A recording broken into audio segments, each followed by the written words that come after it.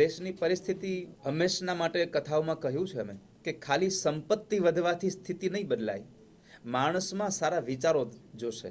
અને આ સારા વિચારોનું જો કોઈ મૂળ હોય તો કથાઓ છે. બિનુ સત્સંગ વિવેક ન હોય. રામકથામાં કહ્યું છે રામાયણમાં કે સત્સંગ વગરનો વિવેક ન હોય, અને વિવેક ન હોય તો માણસને કેમ કોની સાથે જીવવું, કેની સાથે કેવી રીતનો વ્યવહાર કરવો એનું જ્ઞાન નહીં મળે. એટલે આ ભાગવત કથાથી બહુ બધા કાર્યો થવાના છે. કેવલ ખાલી પિતૃ મોક્ષાર્થ માટેની કથા નથી, પોતાના ઉદ્ધાર માટેની પણ કથા છે કે પોતાને પણ જીવનનો એક સારો રાહ મળે. અમારો તો કથાનો એક હેતુ હોય છે કે માણસ નિર્વ્યસની પણ બને, સમાજમાં એજ્યુકેશન આવે, કારણ કે એજ્યુકેશનથી જ બધું પ્રાપ્ત થવાનું છે.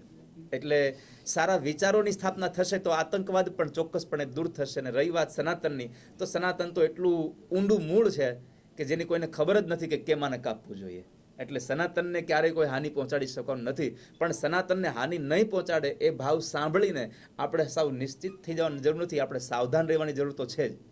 એટલે આપણે સૌએ ખાલી વ્યાસપીઠ જ સનાતનની રક્ષા કરવા માટે નીકળશે એમ નહીં. હિન્દુ સમાજમાં, હિન્દુમાં જન્મ લેનારો માણસ એક એક વ્યક્તિને કહેવો જોઈએ કે અમે સનાતનની રક્ષા કરશું, ત્યારે સનાતની બની શકાશે. ખાલી સનાતની કહેવાથી નહીં, હાથમાં માળાઓ લેવાથી નહીં, પણ ખરેખર સનાતન શું છે એને સમજીને જો એમાં આપણે આહુતિ આપીશું તો સનાતનની રક્ષા થશે.